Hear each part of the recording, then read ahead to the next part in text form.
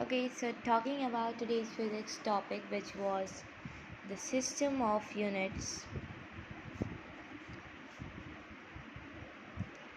So, the system international is based upon the three kinds of units, which is base units, supplementary units, and derived units. Talking about the base units, there are 7 base units for various physical quantities, which are number 1, length, mass, time, amount of substance, temperature, luminous intensity,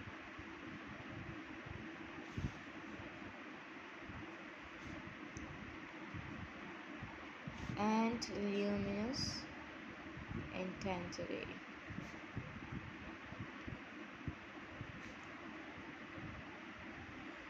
So talking about the time which mean solar day, which is the abbreviation MSD. So you have a question that what is basically the MSD? The MSD is basically the complete axis of the motion of the earth in one day.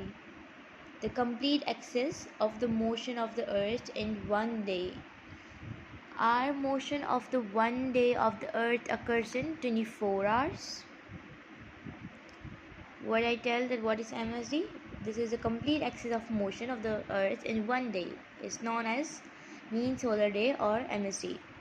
So in 1 hour there are 60 minutes, and in 1 minute there are 60 seconds. So in 1 hour there are 3,600 seconds. Okay, so as we all know that 1 MSD, if there are 1 hour there are 3,600 seconds, so how many seconds will be in 24 hours? It's simply we have to multiply 24 multiplied by 3,600. So the answer will came that 1 MSD is equal to 84,400 seconds. 86,400 seconds. So 1 MSD is equal to 86,400 multiplied by 1 second. Talking about the 1 second, so the 1 second will be equal to 1 upon 86,400.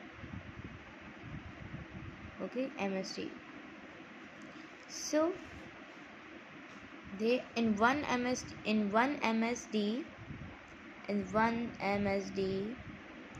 there will be 86,400 seconds. So talking about the basic term, which is universal time.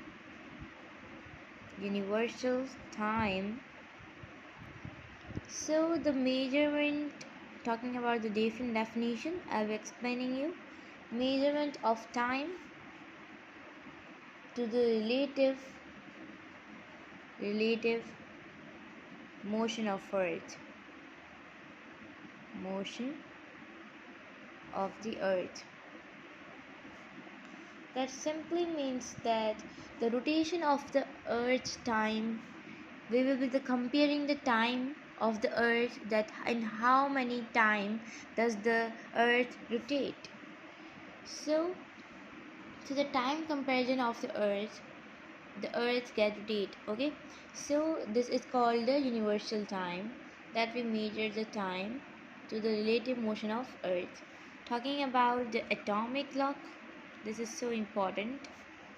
The atomic clock is the motion of the cesium element, which have a 133, between the two hyper tiny birds. Okay, So talking about the atomic clock is a clock which was like that we have to know, that how the clock is like discovered, or how the time is like accurate. We all like run through the one time. How is that possible? So there is a the atomic clock is basically on a cesium element, which is cesium element. Of course, all elements have a ground state and the excited state. This is the ground state and this is the excited state. So there is the value 9192631770 hertz. So if the atom do vibration, the time is equal to 1 second. The atom will be do the vibration. When it will move into the ground state, it will be move to the excited state to the ground state to the excited state. When the atom will move this time, when the atom will move the how many time, 99192631770, when the atom will move this number time to the ground state to excited state, ground state to excited state, ground state to excited state, so it will be equal to 1 second. In your mind the question arises that how they count the hertz when it atom moves to the ground state and excited state. It's very difficult to know. So there was a device present was with them, so they easily count that how many hertz that in 1 second the atom do. So if the atom is doing like these time of hertz, so it will be like is equal to 1 state. So talking about the 1 second mistake will be coming in this the 1 second mistake will be coming after the 30 years. Okay, so it will be coming after the 30 years. And there is a hydrogen atomic clock. On this clock, the mistake of 1 second will be coming after the 50 lakh years. And there is also the one more clock, which is the fountain clock. In this, the changing will be coming of 1 second after the billions of years.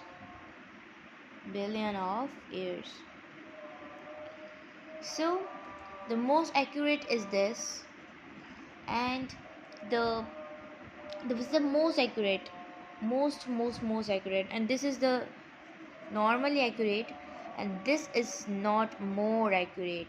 So we talk about this is not more accurate because the 1 second mistake will be coming after the 30 years, and in hydrogen clock the 1 second mistake will be coming in 5 lakh years. This is too much.